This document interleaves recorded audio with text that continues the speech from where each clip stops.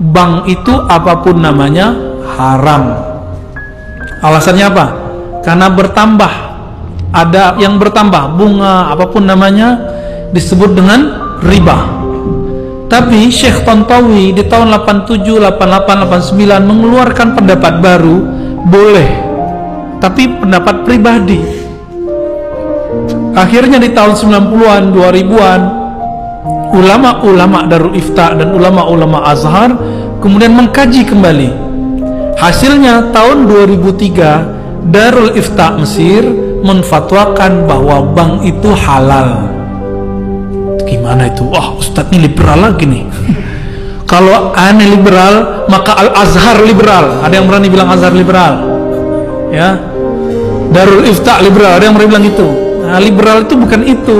Liberal itu yang ngomong agamanya nggak pakai kaidah, itu baru liberal namanya. Ya, apa itu liberal? Yang ngomong agama nggak pakai kaidah, kaidahnya tak berkaidah gitu. Ulama Darul Ifta itu rata-rata ulama Azhar semua. Apa fatwa mereka? Bank itu sudah kami kaji lama, maka kami merevisi fatwa yang tahun 80-an itu. Jadi di kalangan ulama sendiri ada revisi. Masa yang bukan ulama maksain ulama? Ustadz kadang takut sama jamaah, akhirnya Ustadz terpaksa juga ikut-ikut sama selera jamaah. Tapi kata guru kami ya, menanggapi perdebatan itu, Syekh Ali Mustafa Yaqub, Kiai Ali Mustafa Yaqub itu punya buku, ada ikan tuna kok pilih bawal gitu. Ada ikan apa yang gede-gede itu, ikan kakap kok pilih teri. Maksudnya apa? Udah ada bank syariah kok masih terjebak bank konvensional, meskipun ada ulama yang membolehkan bank konvensional. Jadi gimana sikap kita terhadap persoalan bank?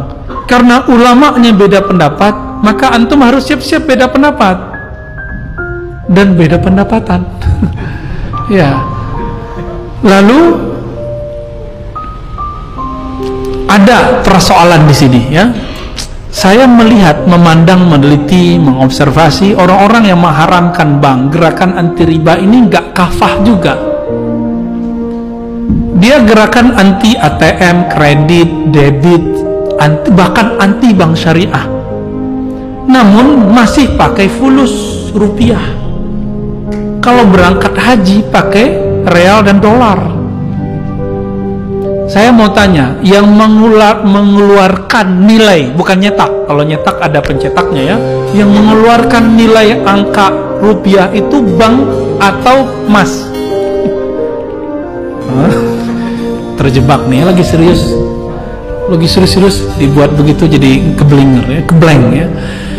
Yang buat itu bank atau bukan? Bank apa yang mengeluarkan nilainya? BI. Antum itu mengharamkan bank tapi pakai produknya, tuh tanda nggak paham hukum fikih dan qawaid fikih. Dalam kaidah fikih ada sebuah kaidah at-tabi'u tabi'un. Kalau kamu mengharamkan A, maka apapun yang dihasilkan dari A haram.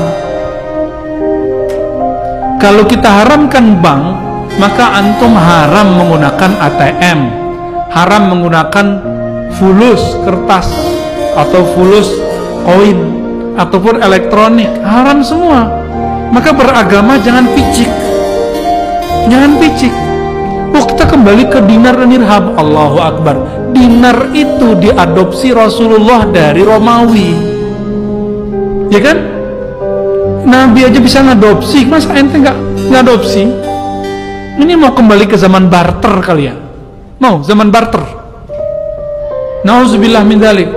Yang dianggap ilmu ternyata ketidakmengertiannya. Tidak mengerti itu kalau bahasa kasarnya apa? Jahilun. Tapi kita nggak pakai ya, walaupun sebenarnya begitu. Jadi ulama kita beda pendapat. Saya sudah tanya ke MUI di pusat, ternyata MUI yang mereka masuk ke DSN, Dewan Syariah Nasional, itu ternyata pas dicek dompetnya separuh itu bank konven. Tapi dia duduk di Dewan Syariah Nasional yang membawahi bank-bank syariah. Kan aneh.